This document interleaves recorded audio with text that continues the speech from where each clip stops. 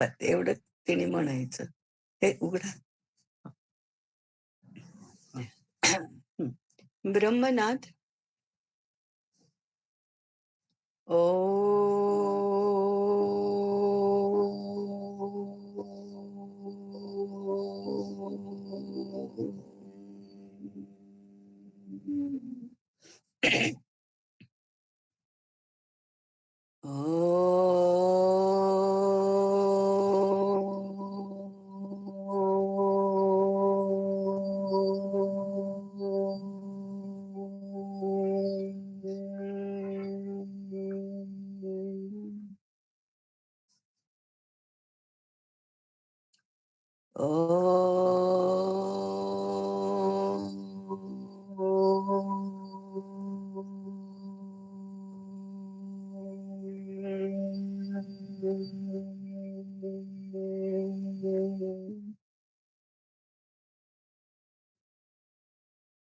ॐ सहना भवतु सहनौ भुनक्तु सह वीर्यं करवावहै तेजस्विनावधीतमस्तु मा विद्विषावहै ॐ शान्तिः शान्तिः शान्तिः. लावून घेतले. व्यास विद्यापीठ के चिंतन सत्र में जुड़े सभी सुधी जिज्ञासु श्रोताजनों को सप्रेम सादर नमस्कार. हम सर्वजन समाज की शिक्षा, उसकी विषय वस्तु और उसकी व्यवस्था आदि विषयों पर बात कर रहे हैं. गत सत्र से हमने त्रिवर्ग पुरुषार्थ में से अर्थ पुरुषार्थ की बात शुरू की थी. तब एक प्रश्न आया था कि तीनों पुरुषार्थों में काम पुरुषार्थ तो प्रारंभ बिंदु है, तो उसकी बात पहले क्यों नहीं करना. हमने ऐसा समझा कि काम पुरुषार्थ तो साहजिक रूप से हमारे साथ रहा ही है, माने वही तो प्रारंभ बिंदु है. लेकिन कामना पूर्ति के लिए हम जो लौकिक जीवन में, व्यवहार जीवन में करते हैं, उससे संबंधित तो अर्थ पुरुषार्थ है. इसलिए हमने अर्थ पुरुषार्थ से बात शुरू की है. अर्थ पुरुषार्थ के मूल सूत्रों की हम बात करके आज हम काम पुरुषार्थ की ओर भी जाएंगे. हम लोग समाज बनाकर रहते हैं. समाज किसको कहते हैं? तो जो प्राणियों से भिन्न वृत्ति प्रवृत्ति वाले हैं, जो अंतःकरण की प्रेरणा से ही अपना व्यवहार करते हैं, वे मनुष्य होते हैं. सारे मनुष्य एक साथ मिलकर रहते हैं, तब वह समाज होता है. समाज में विश्व भर के जितने भी समुदाय हैं, जितने भी लोग हैं, वे एक दूसरे के साथ संबंधित होकर रहते हैं. अकेले अकेले नहीं रहते. यह अकेले अकेले नहीं रहना, सबको साथ लेकर, सबके साथ जुड़कर रहना, इसका एक भारतीय खास संदर्भ है. वह क्या है? सबके साथ आत्मीय संबंध से जुड़ना और उसके आधार पर एक दूसरे का भला चाहते हुए, भला करते हुए, सबके लिए करुणा, प्रेम आदि भावों से जुड़कर सबके हित की कामना करके एक साथ रहना, वह भारतीय समाज की विशेषता है. यह भारतीय समाज की एक खास बात है. इसे कहते हैं आत्मीयता के संबंध. तो आत्मीयता के संबंध से जुड़कर जब हम साथ रहते हैं, तब हम समाज बनाकर रहते हैं, ऐसा कहा जाएगा। समाज के बारे में अधिक विस्तार से हम बाद में बात करेंगे, परंतु अर्थ पुरुषार्थ के लिए भी यह सूत्र स्वीकार करके चलना बहुत महत्वपूर्ण है, इसलिए उसका उल्लेख पहले किया है। समाज उत्तरोत्तर श्रेष्ठ बनना चाहिए। समाज सुख, शांति, समृद्धि, सुरक्षा आदि को लेकर एक साथ रहना चाहिए। समाज चिरंजीव रहना चाहिए। इसके इसके लिए हम क्या करें? इसी का निर्देश ये त्रिवर्ग पुरुषार्थ में किया गया है। तो श्रेष्ठ समाज के दो लक्षण होते हैं, दो आयाम होते हैं। एक है संस्कृति और दूसरी है समृद्धि। संस्कृति की बात जब हम धर्म पुरुषार्थ की बात करेंगे तब करेंगे, परंतु अभी अर्थ पुरुषार्थ की बात करते हैं तो समृद्धि की बात करनी चाहिए। तो श्रेष्ठ समाज समृद्ध होना चाहिए। समृद्ध समाज का अर्थ है जो भी जीवन के लिए आवश्यक वस्तु है वह विपुल मात्रा में उपलब्ध होनी चाहिए। कहीं पर भी अभाव नहीं होना चाहिए। कहीं पर भी जो कुछ चाहिए वह आराम से नहीं मिलता, विपुल मात्रा में उपलब्ध नहीं होता, ऐसा नहीं होना चाहिए। वैभव होना चाहिए। बहुत अच्छे पदार्थ मिलने चाहिए। मैंने भोजन करना है तो इतने विविध प्रकार के स्वादिष्ट और ऐसे भरपूर मात्रा में व्यंजन मिलने चाहिए, उसको समृद्धि कहते हैं। वस्त्र अलंकारों की बात करें तो श्रेष्ठ उत्कृष्ट गुणवत्ता के ऐसे वस्त्र हमको मिलना चाहिए, विपुल मात्रा में मिलना चाहिए। आवास है, भोजन है, वस्त्रालंकार है, मनोरंजन के साधन है, जो जो भी हम अच्छे जीवन के लिए कामना करते हैं वो सब विपुल मात्रा में उपलब्ध होना चाहिए। उसको हम वैभव कहते हैं, समृद्धि कहते हैं।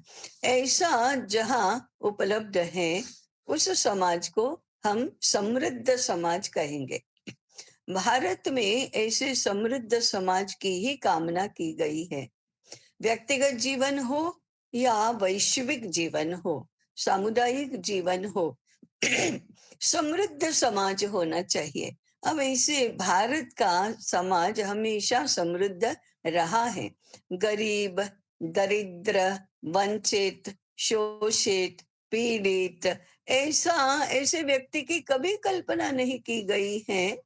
ये सारे शब्द हमारे 150 वर्ष से प्रयोग में आने लगे हैं, सुनने में आने लगे हैं। बाकी कभी किसी को अभाव रहा ऐसा तो हमने नहीं सुना। एक राजा भी हमेशा कहता है मेरे राज्य में कहीं पर भी किसी को भी अभाव नहीं, कोई दीन नहीं, दुखी नहीं, दरिद्र नहीं, अभावों में रहने वाला नहीं। ऐसे राज्य की कामना राजा भी करता है और राजा उसकी व्यवस्था भी करता है। तो पहली बात है विपुलता। तो हमारा जो भारतीय अर्थशास्त्र है वह भी विपुलता का अर्थशास्त्र है, अभावों का अर्थशास्त्र नहीं है। आज हम जो पढ़ रहे हैं, पढ़ा रहे हैं और जिसमें व्यवहार कर रहे हैं वह अर्थशास्त्र तो अभावों का अर्थशास्त्र है, जो संपूर्ण समाज को दारिद्र्य की ओर ही ले जाने वाला है। तो पहला मुद्दा अर्थ पुरुषार्थ में हम ऐसे रहें, ऐसे बने, ऐसा करें कि संपूर्ण समाज समृद्ध हो, समृद्धि बनी रहे, समृद्धि की सुरक्षा हो और समृद्धि उपलब्ध हो। अब ऐसा कैसे होगा? इसके लिए तो हमें करना चाहिए, कुछ तो व्यवस्था करनी चाहिए, कुछ पद्धति विकसित करनी चाहिए। तो फिर हमने समृद्धि के लिए कौन सी पद्धतियां, कौन सी नीतियां विकसित की हैं? तो सबसे पहला है, सभी को काम करना चाहिए। ये बात हमने गत चिंतन सत्र में भी बोली थी, सबको काम करना चाहिए, सबको उत्पादन की ओर जाना चाहिए, प्रोडक्टिव काम करना चाहिए, कुछ उत्पादन करना चाहिए। अब हमने ये भी देखा था कि समृद्धि के मूल आधार जो है, मूल स्रोत जो है, वह एक है प्राकृतिक संपदा। माने भगवान ने भारत भूमि को अ, अत्यंत समृद्ध प्राकृतिक स्रोत दिए हैं। भारत का समुद्र रत्नाकर है, माने रत्नों का भंडार है। भारत की भूमि खनिज संपदा से समृद्ध है। भारत की मिट्टी अत्यंत उपजाऊ है। भारत में ही कहीं कहीं वर्ष में 3 फसलें होती हैं, 2 तो अधिकतर होती हैं, और कहीं पर वर्ष में 1 ही फसल होती होगी। इतनी समृद्ध है। भारत का पानी अत्यंत पोषक है। भारत का हवामान, भारत का तापमान, भारत का आकाश, भारत के अरण्य, भारत की वनस्पति संपदा, भारत के पर्वत, भारत की इवन रणभूमि, ये सारी के सारी जो प्राकृतिक संपदा है, वो भारत को भगवान ने ही दी हुई है। यह हमारी समृद्धि का स्रोत है। परंतु दूसरा स्रोत है का कारीगरी और कुशलता। हम इन समृद्धि के स्रोतों का उपयोग कैसे करते हैं, उससे क्या निर्माण करते हैं, ये दूसरा स्रोत है। यह भी भारत के इतिहास में हम देखेंगे तो विश्व में सबसे अधिक गुणवत्ता वाला रहा है। भारत के बुनकर की उंगलियां जिस उत्कृष्टता का कपड़ा बुनती हैं, उस उत्कृष्टता को आज के भी विश्व के श्रेष्ठ से श्रेष्ठ यंत्र पहुंच नहीं पाए हैं। तो कारीगरी भारत के मनुष्य के हाथ को भगवान ने ही दी है। और तीसरी, निर्माण क्षम बुद्धि, अत्यंत विलक्षण कृति, सृजनशील बुद्धि से हाथ को अनेक विविध प्रकार के पदार्थों का उत्पादन करना, निर्माण करना सिखाया है। तो बुद्धि, कर्मेंद्रिय और प्राकृतिक संपदा, ये 3 हमारे समृद्धि के स्रोत हैं। इनका उपयोग करना चाहिए। किसी को भी निर्बुद्ध बनकर कुछ काम ही करना नहीं आता है, कुशल बनकर काम करने की वृत्ति ही नहीं है, और प्राकृतिक संपदा का दुर्व्यय करने की ही वृत्ति है, ऐसा नहीं चलेगा। ये इसको कभी भी क्षम्य नहीं माना है। और इसलिए भारत के हर हाथ को काम करना चाहिए, हर बुद्धि को काम कैसे करना, इसकी ओर प्रवृत्त होना चाहिए। तो पहला सूत्र है, समृद्धि के लिए काम करो। किसी ने आलसी नहीं रहना, किसी ने निठल्ले नहीं रहना, किसी ने भी बिना श्रम किए, बिना काम किए नहीं रहना। ये पहला मुद्दा है। दूसरा, वृत्ति हमारी कैसी होनी चाहिए? मुफ्त का कुछ नहीं लेना।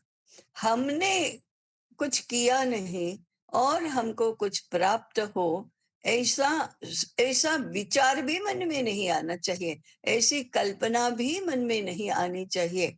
मुफ्त में लेने की वृत्ति वाला व्यक्ति तो कदाचित प्राप्त कर लेगा, परंतु वह दीन बनेगा, वह विवश बनेगा, वह दास बनेगा, वह पराधीन बनेगा। उसकी वृत्ति ही उसको पराधीन बनाएगी।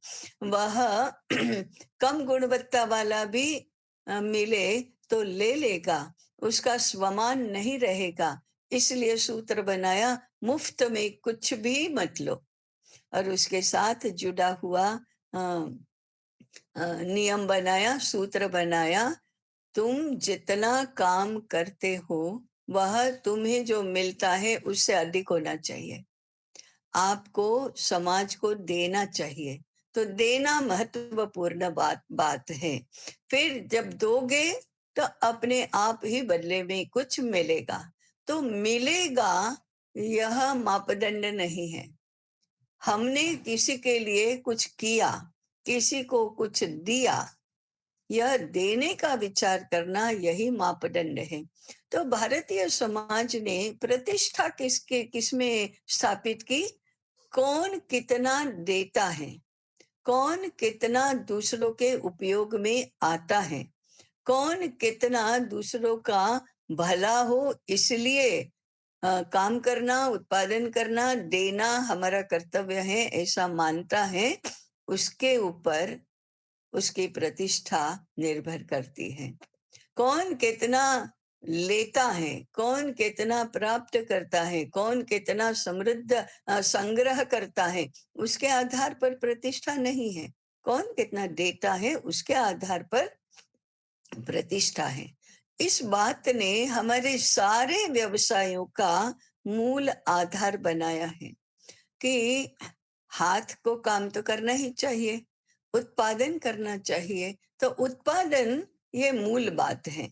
समाज को समृद्ध होना है तो सभी हाथों ने निर्माण कार्य करना चाहिए, कुछ ना कुछ बनाना चाहिए। इस बनाने की प्रवृत्ति और वृत्ति को उद्योग कहते हैं। उद्योग से उत्पादन होता है। तो हर हाथ को उत्पादन में प्रवृत्त होना चाहिए, खाली नहीं बैठना चाहिए। अब उत्पादन के लिए कुछ नियम बनाए। क्या नियम बनाए? तो समाज की समृद्धि का आधार भौतिक पदार्थों के उत्पादन पर रहेगा। जो अभौतिक है उन पदार्थों के उत्पादन और वितरण विनिमय से समृद्धि नहीं आकी जाएगी। उदाहरण के लिए मैं किसी को पढ़ा रही हूँ, वह भौतिक समृद्धि का स्रोत नहीं बनेगा। मैं किसी की सेवा कर रही हूँ, वह भौतिक समृद्धि का स्रोत नहीं बनेगा। मैं किसी को धर्म का उपदेश दे रही हूँ, किसी के झगड़े सुलझा रही हूँ, तो मैं काम तो कुछ नहीं कर रही, माने उत्पादन तो भौतिक पदार्थ का हो ही नहीं रहा है। मेरा दिन तो ऐसे ही चला जाता है कि मैं न्याय करती हूँ, मैं उपदेश करती हूँ, मैं सेवा चाकरी करती हूँ, मैं पढ़ा रही हूँ, ज्ञान दे रही हूँ। तो उससे भौतिक समृद्धि नहीं प्राप्त होगी, ये आधार नहीं है। ये पहली बात है कि उत्पादन भौतिक पदार्थों का होगा। हाँ, मैं अन्न का उत्पादन कर रही हूँ, ठीक बात है। मैं कपड़े का उत्पादन करती हूँ, ठीक बात है। मैं मिट्टी के पात्र बना रही हूँ, ठीक बात है। मैं लकड़ी का फर्नीचर बना रही हूँ, ठीक बात है। मैं आवास बना रही हूँ, ठीक बात है। ये सब भौतिक पदार्थ हैं और भौतिक पदार्थों का निर्माण है। तो इससे समाज की समृद्धि आकी जाएगी। इसी को उद्योग कहते हैं। तो उद्योग ये मूल बात है। और किसी भी समाज को समृद्ध होना है तो समाज के अधिकांश लोगों को उद्योगशील बनना होगा, और उद्योगशील के साथ साथ उद्यमशील बनना होगा। आज भी उद्योग तो चल रहे हैं, परंतु हाथ से काम करने वाले उद्योग नहीं है, मशीन से चलने वाले उद्योग हैं। तो ये भी समृद्धि का स्रोत तो नहीं बनेगा। इसलिए हाथ से काम करो, हाथ से निर्माण करो, हाथ से उत्पादन करो, भौतिक पदार्थों का उत्पादन करो और उससे समृद्धि प्राप्त करो। ये समाज का, भारतीय समाज का अर्थ पुरुषार्थ है। यह व्यक्तिगत भी है और सामूहिक भी है। तीसरा, अब उत्पादन है तो उत्पादन के भी कुछ नियम हैं। पहला तो भौतिक पदार्थों का उत्पादन करना ये है, परंतु भौतिक पदार्थ भी तो अनेक प्रकार के होते हैं। उनमें से कौन से भौतिक पदार्थों का उत्पादन करना, कौन से नियम उसको लागू होंगे? सबसे पहला, ऐसे भौतिक पदार्थों का, पहले तो निर्बंध की बात है, ऐसे भौतिक पदार्थों का उत्पादन नहीं करना जिससे प्रकृति का पर्यावरण नष्ट हो, पर्यावरण का प्रदूषण हो, पर्यावरण की हानि हो। ऐसा उत्पादन बिल्कुल नहीं कर सकते। वह अधर्म है, वह पाप है, वह दंड के योग्य है, वह बिल्कुल ही नहीं चलेगा। एक भी शास्त्र इसको मान्यता नहीं देगा। एक भी समझदार व्यक्ति की बुद्धि इसको मान्यता नहीं देगी। राज्य का कोई कानून इसको मान्यता नहीं देगा। ये दंड के भागी होंगे, यह अपराध होगा, इसका यह दोष होगा, इसको दंड मिलना ही चाहिए। ये सबसे पहला नियम है। अब हम तो देखते हैं कि आज इसका ये न तो कानून है, न दंड है, न पाप है, न अपराध है, न दोष है, कुछ भी नहीं है। लेकिन पहला नियम भारतीय अर्थ पुरुषार्थ का यही है कि आप ऐसी वस्तु का उत्पादन नहीं कर सकते जिससे पर्यावरण की हानि हो। और इसका प्रमाण हमको इतिहास में मिलता है। 10,000 वर्षों से भारत में खेती होती आई है, कभी भी भूमि की उर्वरता कम नहीं हुई, कभी भी भूमि बंजर नहीं बनी, गुणवत्ता जो फसलों की गुणवत्ता है वह बनी रही, कभी भी पानी का प्रदूषण नहीं हुआ, कभी भी वायु का प्रदूषण नहीं हुआ, कभी भी प्रदूषण जन्य रोग नहीं हुए, कभी भी प्रदूषण जन्य अस्वास्थ्य नहीं हुआ। ये तो प्रमाण है कि हम इसी प्रकार से उत्पादन करते आए हैं। और तब भी भारत की भूमि में इतना अन्न उगता है कि वह तो आवश्यकता के से बहुत अधिक है। पूरे विश्व को हम अन्न दे सकते हैं।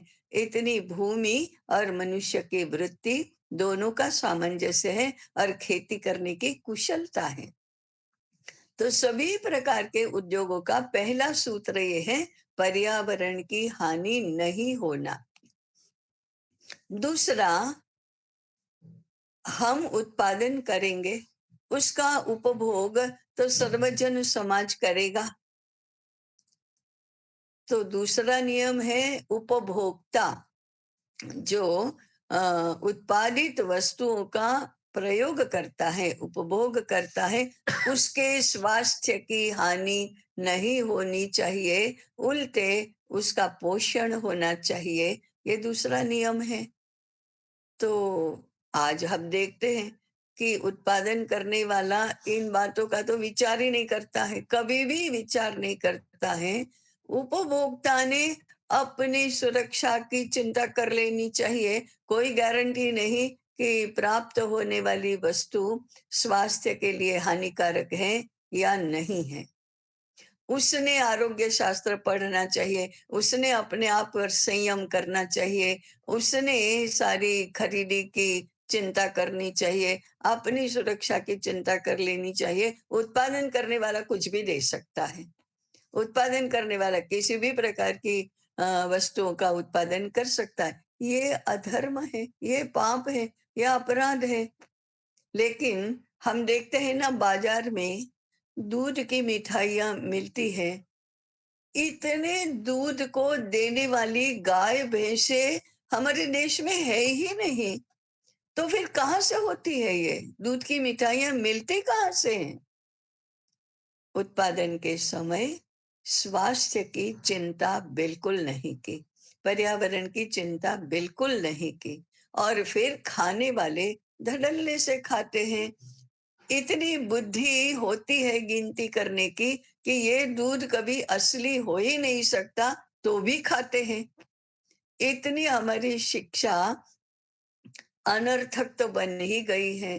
तो दूसरा नियम है, उत्पादन में उपभोक्ता के स्वास्थ्य की हानि नहीं होनी चाहिए, यह पाप है। इसलिए ये दूसरा उत्पादन का नियम है, निर्बंध है, कानून है। कौन सा कानून? धर्म का कानून है। राज्य का तो है या नहीं है वो अलग बात है, लेकिन धर्म का कानून है। और तीसरा, वो ये स्वास्थ्य और पर्यावरण, ये तो एक तुलना में भौतिक आयाम हुए, परंतु दूसरा जो मानसिक है, वह समाज की स्वतंत्रता का नाश नहीं होना चाहिए। कौन सी स्वतंत्रता? आर्थिक स्वतंत्रता का नाश नहीं होना चाहिए, स्वाभाविक स्वतंत्रता का नाश नहीं होना चाहिए। क्या मतलब है इसका? फुटपाथ के किनारे पर टूटी हुई चप्पल रिपेयर करने वाला मोची गरीब भले है, परंतु अपने धंधे का स्वामी है। और बाटा की कंपनी में मैनेजर भी नौकर है। तो एक नौकर है, एक स्वामी है। पैसा कितना मिलता है इसके साथ संबंध नहीं है। आप स्वामी है, स्वतंत्र है कि नहीं है, ये मापदंड है। ये सुसंस्कृत समाज का मापदंड है, ये विकसित समाज का मापदंड है। सबको अपने अपने उत्पादन के कार्य का स्वामी होना चाहिए, नौकर नहीं। आज हम संक्षेप में देखेंगे।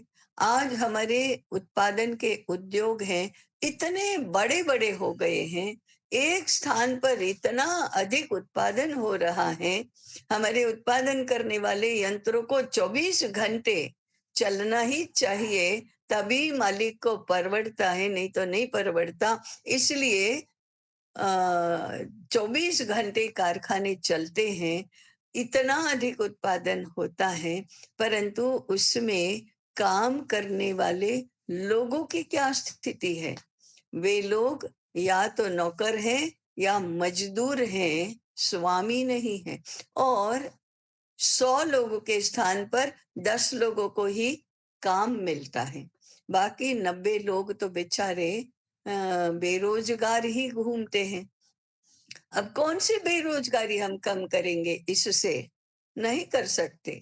उत्पादन बढ़ रहा है, कुछ लोगों की समृद्धि बढ़ रही है, पैसा सबसे खींच खींच कर कुछ थोड़े लोगों के हाथ में आ रहा है, परंतु अधिकांश समाज जो है वह आर्थिक स्वतंत्रता गंवाकर मजदूर और नौकर बनने के लिए मजबूर हो गया है, क्योंकि उसको पेट तो भरना है।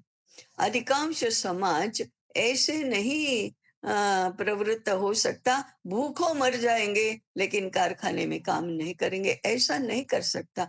उसके लिए स्वतंत्रता स्वाभाविक होनी चाहिए, उसके लिए स्वतंत्रता व्यवस्था के परिणाम स्वरूप होनी चाहिए, कानून के परिणाम स्वरूप होनी चाहिए।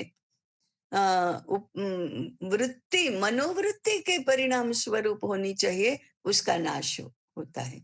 तो ऐसा उत्पादन हम नहीं कर सकते जहां अधिकांश लोगों की स्वतंत्रता का नाश हो।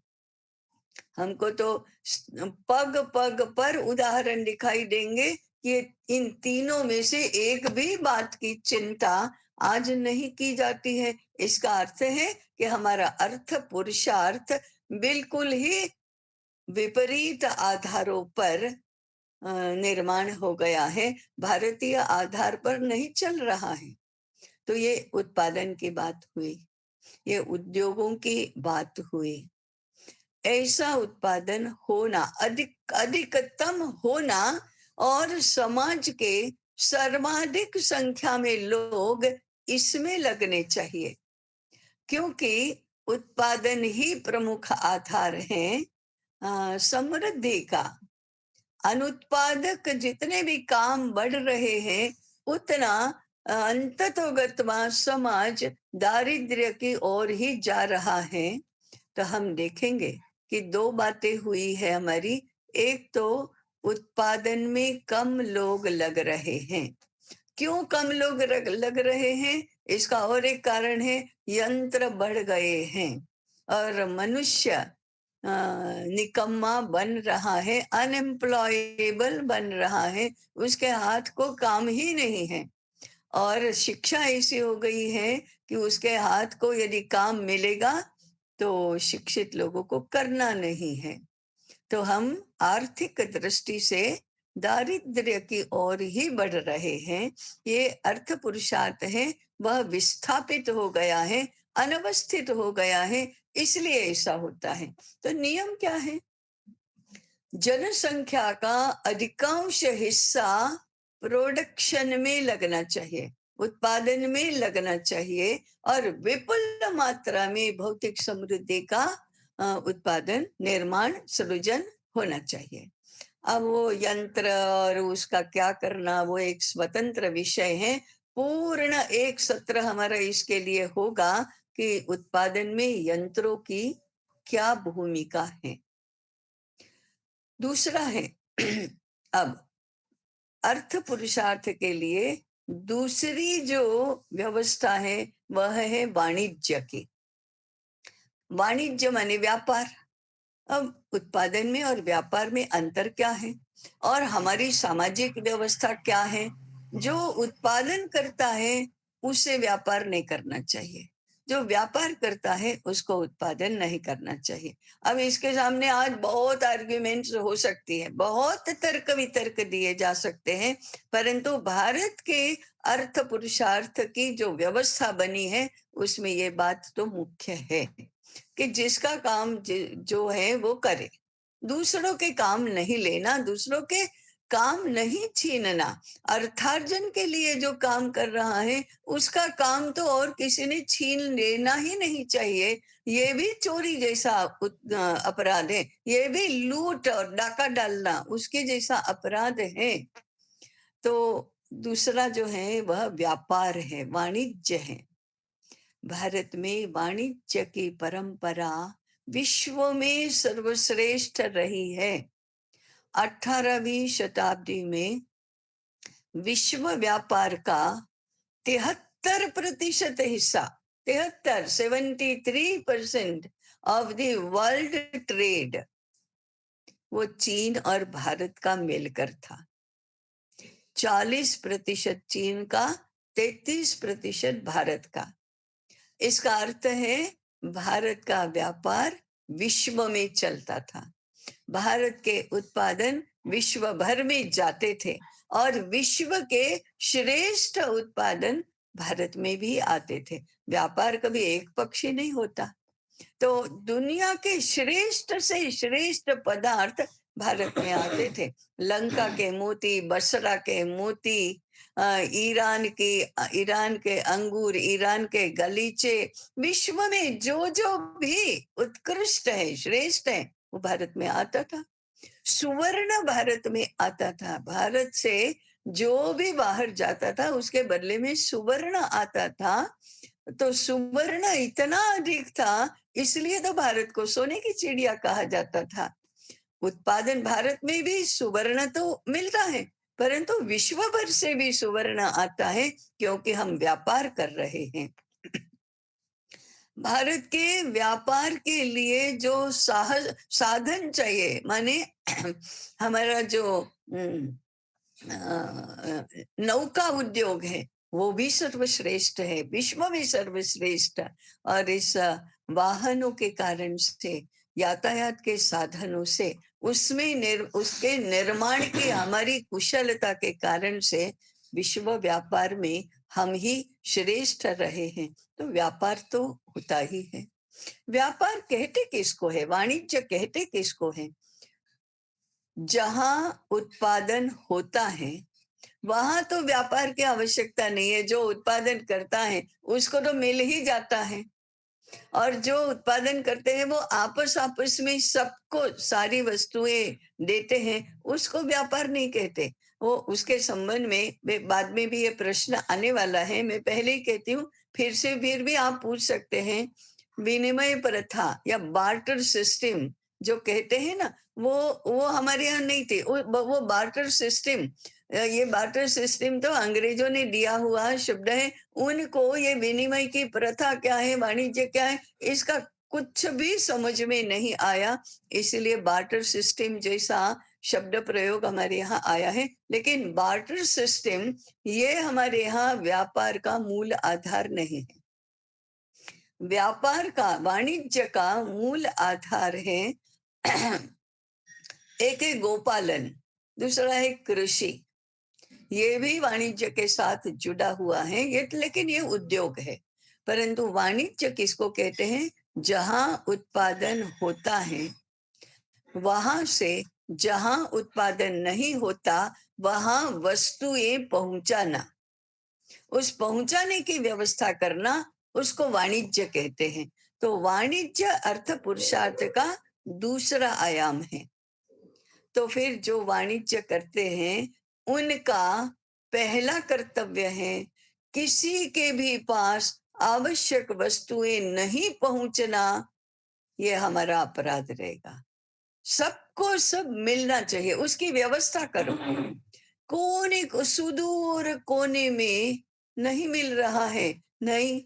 व्यापारी क्या कर रहे हैं? व्यापारियों का महाजन जो गिल्ड होता है वो क्या कर रहा है? उसने देश की 140 करोड़ की जनसंख्या को या विश्व की 6-7 अरब जनसंख्या को जो चाहिए वह यदि वहां उत्पादित नहीं होता है तो पहुंचाने की व्यवस्था करनी चाहिए। ये कर्तव्य है, यह कर्तव्य है। और उसमें भी यही आया कि मुझे क्या मिलेगा इसकी चिंता दूसरे नंबर की है, इनको कैसे मिलेगा, जिनके पास नहीं है उनको कैसे मिलेगा, इसकी व्यवस्था करो। तो ये मूल आधार हुआ वाणिज्य की वृत्ति प्रवृत्ति का। दूसरा है कि वाणिज्य के लिए क्या क्या चाहिए, उसकी व्यवस्था कैसे करना। जैसे वाणिज्य के लिए परिवहन चाहिए।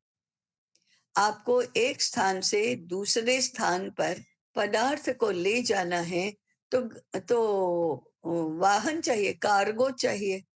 तो किस पर लाद कर ले जाएंगे? आज तो विमान भी है, समुद्री जहाज भी है, रेलवे भी है और ट्रांसपोर्ट भी है। ये ट्रांसपोर्ट मूल अर्थ में ट्रांसपोर्ट, ये ट्रांसपोर्ट कैसा होगा, इसके ऊपर समृद्धि का आधार है। सूत्र वही लागू होते हैं, कौन से? पर्यावरण की हानि नहीं होना,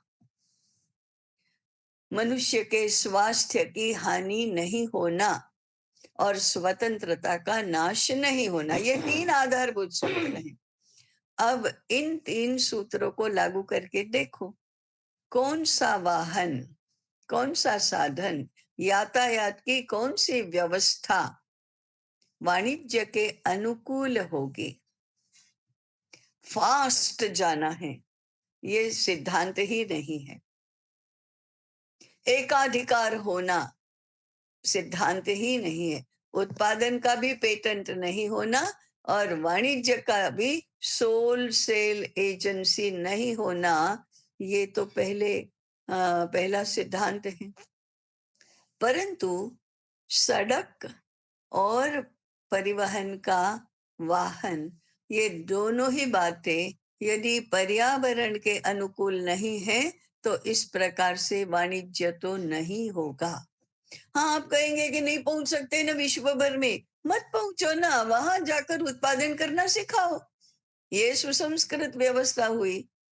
आपको डिटर्जेंट पाउडर एक स्थान पर निर्माण करके विश्व भर में क्यों पहुंचाना है? अगर विश्व भर के लोगों की चिंता करना है तो वहां जाओ और उनको डिटर्जेंट पाउडर बनाना सिखाओ। इससे परिवहन कम होगा, इससे स्वतंत्रता की रक्षा होगी, इससे जो चाहिए वो सब मिलेगा। ये उल्टा नहीं चलता कि हम किसी को उत्पादन करने नहीं देंगे, किसी को उत्पादन करना सिखाएंगे नहीं, हमारा एकाधिकार रहेगा, हमारा पेटेंट रहेगा और हम ही विश्व भर में पहुंचाएंगे। चाहे 5 रुपए की वस्तु 50 में या 500 में क्यों न देनी पड़े, वो तो बहुत ही अच्छा होगा। उत्पादन खर्च 5 रुपया, प्राप्ति 500 रुपया, तरक्की कर रहे। ये तो अधर्म है, यही अपराध है, ये सोच ही भारतीय नहीं है। तो वाणिज्य में पहले होता है परिवहन व्यवस्था। परिवहन के कारण से पदार्थ की कीमत बढ़ती है तो वो अनर्थ शास्त्र है, अर्थशास्त्र नहीं है। दूसरा, जो अनिष्ट आज घुस गया है वह है विज्ञापन। विज्ञापन के कारण से क्या क्या हो रहा है? विज्ञापन के कारण से नहीं चाहिए ऐसे पदार्थ भी हम क्रय करते हैं, नहीं चाहिए उससे बहुत अधिक मात्रा में पदार्थों को क्रय करते हैं। महंगा होता है विज्ञापन के कारण से, तो भी हम क्रय करते हैं। तो इधर तो उपभोक्ता की बुद्धि का नाश है, इधर अनप्रोडक्टिव इकोनॉमी बढ़ रही है। क्यों? हाँ, क्योंकि वह उत्पादन तो नहीं हुआ, वह तो कीमत बढ़ाने वाला हुआ। तो फिर हम ये इस प्रकार का विज्ञापन भारतीय सिद्धांत की दृष्टि से भी कहेंगे तो मैंने उत्पादित की हुई वस्तु का मैंने ही गुणगान करना, ये आत्मश्लाघा, ये तो निंदनीय अपराध है। उपभोक्ता कहेगा ना ये अच्छा है, तो माउथ टू माउथ पब्लिसिटी हमारी विश्व भर में होती ही रही है। परंतु आज विज्ञापन उद्योग ने अनर्थकारी अर्थशास्त्र को जन्म दिया है। तीसरा, पैकिंग। ये क्या है? पैकिंग पैकिंग से पदार्थ खरीदने वाला ग्राहक भी निर्बुद्ध है, और पैकिंग से आकर्षण बढ़ाने वाला और वितरण बढ़ाने वाला, व्यापार बढ़ाने वाला, वाणिज्य बढ़ाने वाला व्यापारी अपराधी है। निर्बुद्ध ग्राहक और अपराधी वृत्ति वाला व्यापारी, ये तो अनर्थकारी अर्थ है। इससे भला नहीं होता, इससे समृद्धि नहीं आती। तो हम कैसे करेंगे फिर? पैकिंग के पीछे नहीं जाएंगे, क्योंकि पैकिंग तो हम फेंकने वाले हैं, और प्लास्टिक का पैकिंग तो और प्रदूषण बढ़ाने वाला है। तो अंदर की वस्तु की कीमत है या पैकिंग की? अब ये शिक्षा का ही प्रश्न आता है कि हम ऐसे लोगों को पढ़ाते ही नहीं कि आप पैकिंग के पीछे मत जाइए, ये तो बुद्धिहीनता है। और चौथा है बिचौलिए। जितने बिचौलिए अधिक होते हैं, उतनी वस्तु की कीमत बढ़ती जाती है। ये वाणिज्य के अनर्थ हैं, ये वाणिज्य के दूषण हैं। तो ये जो है कि उत्पादन और व्यापार, ये दोनों आज हम इतने विपरीत दिशा में पहुंच गए हैं कि इनको हम समझ ही नहीं पाते। ये हो क्या रहा है? ये दारिद्र्य बढ़ाने वाला, अस्वास्थ्य बढ़ाने वाला, प्रदूषण बढ़ाने वाला अर्थशास्त्र है। भारत में इसको कभी भी मान्यता नहीं दी गई है, और तब भी हम विश्व में समृद्धतम समाज रहे हैं। भारत में जो समृद्धि है उसकी तो विश्व में कल्पना भी नहीं की जा सकती है, स्वप्न भी नहीं आते हैं कि इतनी समृद्धि होगी। हमारे स्वर्ग की कल्पना हम करते हैं, तो दुनिया को तो ये इसको समझ में ही नहीं आता, इसकी कल्पना में भी नहीं आता इतनी समृद्धि। इसके लिए मैंने दो बातें की, उत्पादन और व्यापार। देश की 140 करोड़ जनसंख्या में से 100, 110, 120 करोड़ जनसंख्या को काम करने में लगना चाहिए, श्रम करने में लगना चाहिए, उत्पादन और वाणिज्य के क्षेत्र में कार्यरत होना चाहिए। तब व्यक्ति की समृद्धि बढ़ती है, समाज की भी समृद्धि बढ़ती है, और चिरंतन समृद्धि, कल्याणकारी समृद्धि, वैभवकारी समृद्धि तब हमको मिलती है। हजारों वर्षों के इतिहास ने सिद्ध किया है कि भारत में ऐसा ही रहा है, और इसलिए भारत को समृद्धि भी प्राप्त होती रही है। हम अन्य दो बातों की, अब हरेक को अर्थार्जन तो करना ही चाहिए, अर्थार्जन से ही भौतिक जीवन का योगक्षेम चलेगा। तो योगक्षेम के और रास्ते कौन से हैं? सबसे पहला तो ये उद्योग है, दूसरा व्यापार है। और कौन से रास्ते हैं, इसकी चर्चा हम अगले सत्र में करेंगे। एक बात आपको यदि ध्यान में आई हो, तो जितनी भी अभी अर्थशास्त्र के सिद्धांतों की बात की, वे सब धर्म के अनुकूल हैं। धर्मानुकूल अर्थशास्त्र ही भारत का अर्थ पुरुषार्थ है, उसका मूल सिद्धांत है। इस बात को हमें समझना चाहिए। धर्म के बिना अर्थ की बात ही हम नहीं कर सकते। धर्म की स्वतंत्र चर्चा तो हम करेंगे ही, परंतु जितना भी अभी अर्थ का सिद्धांत हमने बताया, वो सारा का सारा धर्म और अधर्म से ही सही गलत के दायरे में आता है। तो ये इन दो बातों का हमने अभी चिंतन किया। आगे और रास्ते कौन से हैं?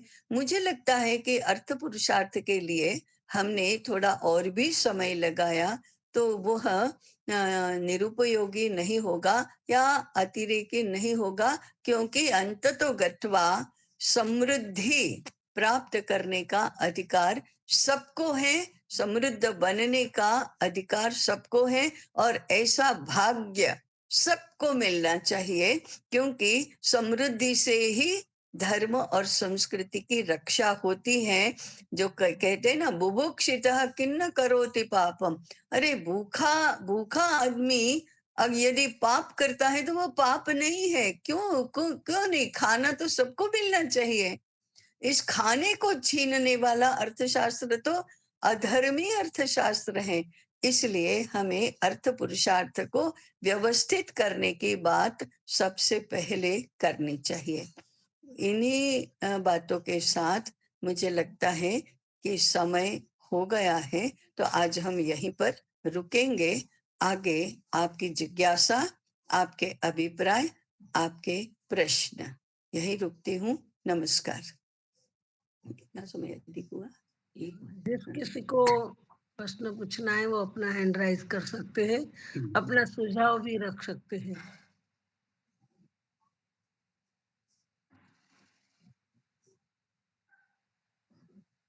जिसको अपना प्रश्न पूछना है वो अपना हैंड राइज करे।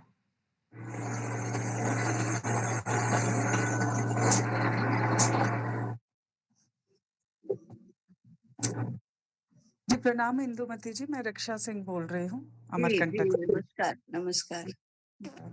इंदुमती जी, मैं बार्टर सिस्टम वाला शायद मैं अच्छे से समझ नहीं पाई कि मैंने पहले बार्टर बताया ही सिस्टम। नहीं है अभी। हाँ, जी। अच्छा, ओके। वो मैंने आज के इसमें बताया ही नहीं है, क्योंकि मैंने सोचा कि ये इतना महत्वपूर्ण विषय है कि हमें इसके लिए थोड़ा अधिक समय देना होगा। तो हम एक सत्र में ये बार्टर सिस्टम क्या है, कहाँ से आया, कैसे आया, इसकी जरूर बात करेंगे। ठीक है जी, बस जी यही जी।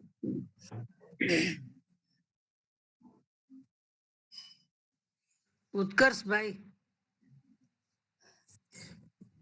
नमस्ते ताई। नमस्कार।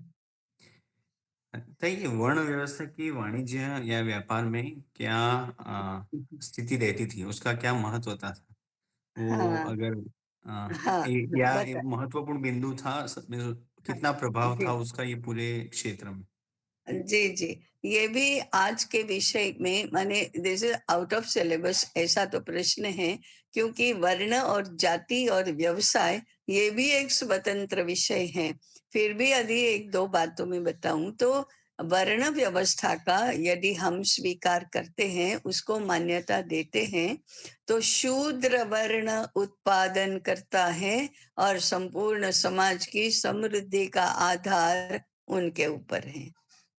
वैश्य वर्ण वाणिज्य करता है तो वह दूसरे नंबर पर आता है, और जो क्षत्रिय वर्ण है उसको नौकरी करना है, वह तीसरे नंबर पर आता है। वह तो समाज से लेने वाला ही है, वाणिज्य और उद्योग की तरह वो देने वाला नहीं है। तो समाज की समृद्धि की रक्षा भले ही वो करे, उसके ऊपर समृद्धि का आधार नहीं है। और ब्राह्मण वर्ण का तो उत्पादन में बिल्कुल ही, या अर्थ के क्षेत्र में बिल्कुल ही उपयोग नहीं है।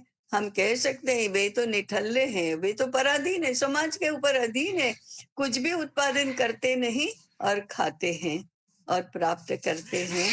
इसलिए ब्राह्मण वर्ण उत्पादन नहीं करता, व्यापार भी नहीं करता, नौकरी भी नहीं करता, वह सेवा करता है। इसलिए समाज में ब्राह्मणों की संख्या सबसे कम होनी चाहिए और शूद्रों की संख्या सबसे अधिक होनी चाहिए। शूद्रों के साथ समृद्धि है। ब्राह्मण समृद्धि की बात नहीं करता, संस्कृति की बात करता है, और इसलिए वह समृद्ध समाज के अधीन रहकर अपना योगक्षेम चलाता है। अब इतने मात्र से प्रश्न तो अनेक निर्माण होंगे, तो इसकी हम चर्चा स्वतंत्र रूप से कर सकते हैं। जाति इसी इसी मुद्दे के साथ जुड़ी हुई व्यवस्था है। वो आज हमने सारा घालमेल कर दिया, सारी अनवस्था निर्माण कर दी। इसका कारण ये है कि हमने सही में अध्ययन करने का विचार ही नहीं किया कि ये सब है क्या मामला, इतना गड़बड़ कैसे हो गया। जाति व्यवस्था तो वेद काल से चली आई है, और कभी भी इतना विवाद और इतनी अनवस्था, इतने झगड़े, इतने इतनी समझ का अभाव कभी नहीं रहा। तो ये है क्या, इसका स्वतंत्र विचार हमको करना ही चाहिए। अभी 2 मिनट में ही मुझे जो मूल बातें बतानी थी वो बताई, परंतु इनमें से प्रश्न तो अनेक निर्माण होने ही वाले हैं। ये तो सही है। जैसे अभी रक्षा जी ने बार्टर सिस्टम का कहा, वो भी एक बहुत बड़ा विषय है। ऐसे वर्ण और जाति और व्यवसाय, ये भी एक बड़ा विषय है। ताई इसमें जो पुत्र पिता से व्यवसाय सीखता था, वो उस जी। हिसाब से जो वर्ण व्यवस्था चलती थी, उससे उसमें वो समृद्धि आती थी या उससे वो किस बस दिशा में समाज जाता था? जी। बस आप वो उस परिप्रेक्ष्य में प्रश्न था। देखो, प्रश्न ऐसे होते हैं जो सुना उसमें से निर्माण होते हैं। जो सुना ही नहीं, उसके बारे में आप प्रश्न पूछेंगे तो हम तो फेल ही होंगे ना फिर। तो ये समझ जो गया। आपका प्रश्न है ना, नहीं, ये जो आपका प्रश्न है वो भी महत्वपूर्ण है। मैं इस अर्थ के साथ जुड़े सारे प्रश्न अत्यंत महत्वपूर्ण है, और हमने उसका सांगोपांग विचार करना ही चाहिए। इसलिए आपने जो पिता पुत्र का, परिवार का, व्यवसाय और ये प्रश्न किया, वो भी बहुत महत्वपूर्ण है। उसका भी माने ये सारे जो विषय है ना, उनका स्वतंत्र एक चिंतन सत्र में पूरा समय देकर हम विचार करेंगे। अभी मैं इसमें जाऊंगी तो ये हमारे जो अभी 10 मिनट बचे हैं ना, वो भी समाप्त हो जाएंगे और कम पड़ जाएंगे, इसलिए। परंतु आपका प्रश्न विचारणीय है अवश्य, और इसका विचार हम अवश्य करेंगे। इतना ही अभी कह सकती हूँ। धन्यवाद ताई। हाँ, ये विषय बहुत बड़ा सागर जैसा है, इसलिए इसका विचार भी अधिक समय देकर हमको करना चाहिए।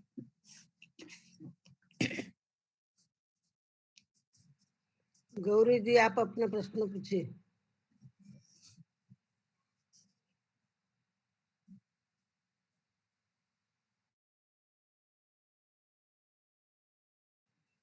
गौरी जी, आपने अपना हैंड राइज किया था, आप प्रश्न पूछिए।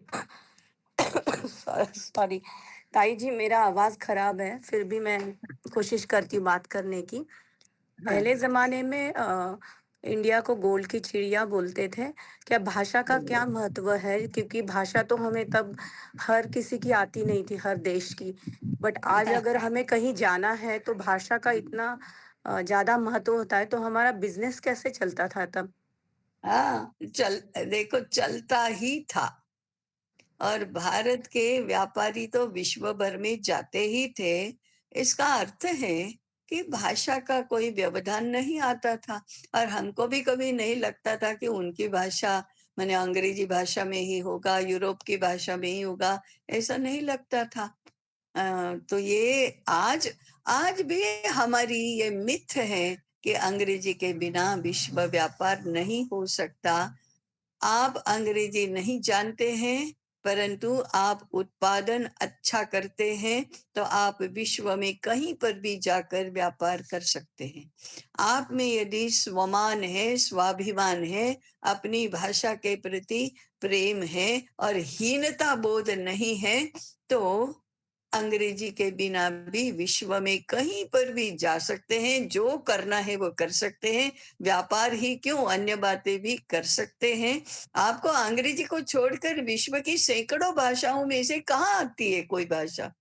तो भी आप फ्रांस में नहीं जा सकते, रशिया में नहीं जा सकते, चीन में नहीं जा सकते, सर्वत्र जा ही तो सकते हैं। इसलिए बिजनेस कैसे चलेगा ये तो प्रश्न ही नहीं है। अनेक अंतरराष्ट्रीय हीरो का व्यापार करने वाले व्यापारी स्वयं अंग्रेजी नहीं जानते हैं, और अगर वे कहें कि हमको अंग्रेजी नहीं आती, नहीं बोलना, तो वे जरूर आपकी भाषा हिंदी, गुजराती, मराठी सीखने लगेंगे। एक बार कहो, ये भाषा के साथ तो राष्ट्रीय स्वाभिमान इतना जुड़ा हुआ है कि एक बार आप कहो कि हमारे साथ बात करनी है तो हिंदी में बात करनी होगी, या हम जहां भी आएंगे हिंदी में ही बात करेंगे, तो विश्व की सभी प्रमुख यूनिवर्सिटीज में कल हिंदी भाषा के डिपार्टमेंट शुरू हो जाएंगे। लेकिन हमको कहने की हिम्मत कहाँ है? प्रश्न इसका है, साहस का है, स्वाभिमान का है, सामर्थ्य का है, भाषा का नहीं है। भाषा जी का नहीं, विश्व का भी नहीं है, हमारा ही है।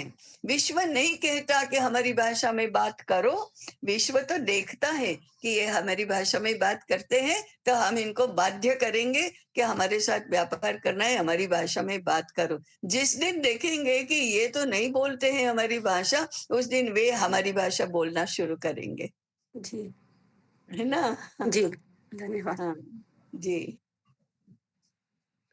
प्रशांत जी सावंत।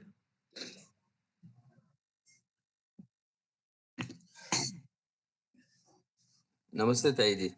मुझे नमस्कार। हाँ, मुझे एक प्रश्न था कि हाँ। पहले हम जैसे अभी विश्व व्यापार करना है, हम्म तो अभी कैसे जहाज है हम्म और जो गति से जाते हैं, हम्म तो पहले हम सिर्फ जहाज से जाते थे, मतलब हाँ जल का ही उपयोग, हाँ जल हाँ हाँ, मार्ग से नौका जाते थे, नौका से जाते थे। नौका हाँ से जाते थे। हाँ और तो वो कैसे पोसाता था, मतलब टाइम ज्यादा लगता था। तो और लगता था। इस पृष्ठ में अभी अभी भी देखेंगे, अगर अभी हमें वाहन से कहीं पे भी कुछ पहुंचाना है, हाँ, तो हम कैसे टेम्पो वगैरह कर लेते थे। तो अगर बैलगाड़ी से या हाथ की साइकिल हाँ से या ऐसा हाँ कुछ आएगा, तो हाँ कैसे हाँ, पोसाएगा, मतलब जो लेके जाता है उनको भी और जो मंगाता है उनको भी। तो इसके हम्म। बारे में थोड़ा। हाँ, तो आपको गति के सिद्धांत को, गति नहीं चाहिए, वेग नहीं चाहिए, ये प्राकृतिक गति से हम चलेंगे, ये यदि आधारभूत सिद्धांत बनाया, तो समय के साथ नष्ट होने वाले पदार्थों का व्यापार नहीं करेंगे। जैसे आज है ना, अन्न, तैयार भोजन विदेशों में जाता है, ये तो कल्पना भी नहीं हो सकती ना। आप वहां जाकर उनको भोजन बनाना सिखाओ ना। मैंने अभी ये भी कहा था कि वहां भोजन क्यों भेजते हैं, दाल सब्जी क्यों बना बना कर भेजते हैं? वहां सब्जी उगाना सिखाओ, वहां सब्जी बनाना सिखाओ। अगर आप विश्व का भला चाहते हैं, पर्यावरण का भला चाहते हैं, स्वास्थ्य का भला चाहते हैं, तो इन मूल सिद्धांतों को ही बदलो। हमारे पास बैलगाड़ी को छोड़कर और कोई वाहन नहीं है। धर्म आपको अनुमति नहीं देता हवाई जहाज की, धर्म आपको अनुमति नहीं देता पेट्रोल संचालित वाहन की। अब जो करना है करो।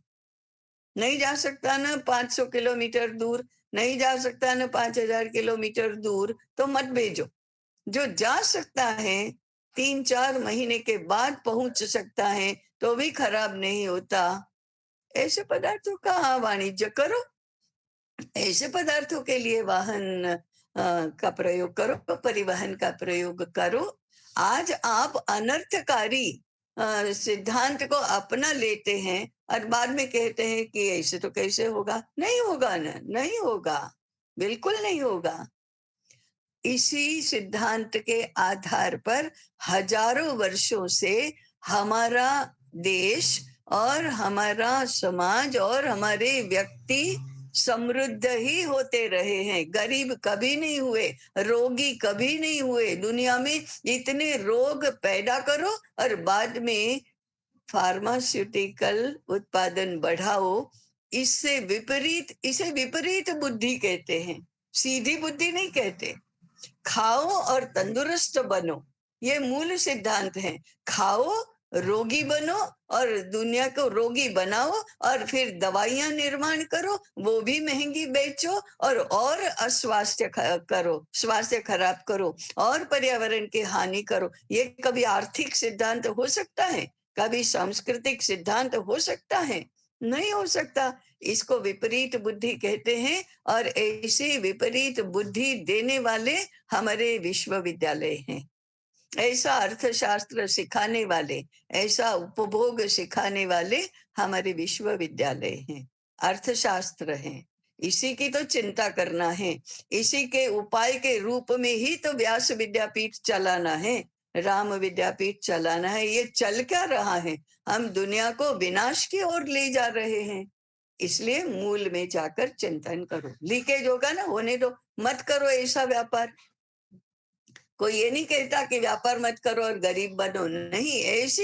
इस पद्धति से व्यापार करो कि आप समृद्ध बने रहेंगे, आपकी समृद्धि बढ़ती रहेगी और आपके साथ सभी की समृद्धि बढ़ती रहेगी।